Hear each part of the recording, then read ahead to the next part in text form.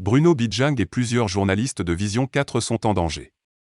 Le 6 juin 2022, après une émission particulièrement incriminante à l'encontre du ministre d'État, secrétaire général du président de la République, les « dinosaures de l'info » ont fait cas des nombreuses menaces qu'ils reçoivent dans l'exercice de leurs fonctions. Le directeur adjoint de Vision 4, Bruno Bidjang, a fait preuve d'un zèle particulier en tirant des balles rouges sur Ferdinand Gogo et sa haute instruction. Il a conclu son réquisitoire sévère par des propos macabres. L'heure est grave. Nous comme ça, nous sommes morts. Mais nous allons mourir pour la bonne cause.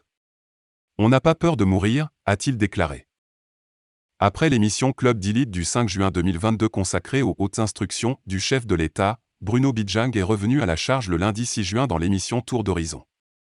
La dernière partie de l'émission était consacrée à l'analyse des hautes instructions du chef de l'État données à ses collaborateurs par le secrétaire général du président de la République, Ferdinand Gogo.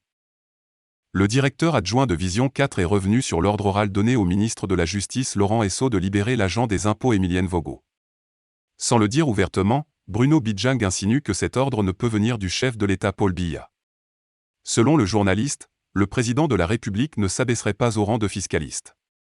Il explique la démarche du ministre Laurent Esso, qui ne s'est pas laissé emporter par les consignes du secrétaire général du président République en abrégé SGPR.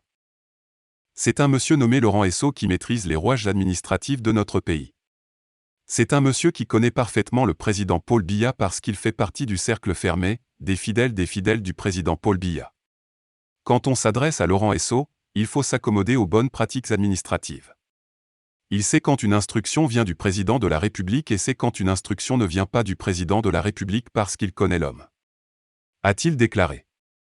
Pour Bruno Bidjang, le nom de Paul Biya est traîné dans la boue avec les consignes controversées de Ferdinand Gogo. Est-ce que Paul Biya peut se réduire à ce niveau? Il y a les bigots qui ont des affiliations familiales avec lui qui sont en prison.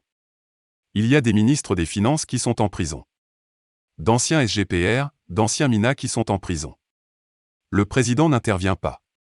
C'est pour un simple agent des impôts qu'il va intervenir.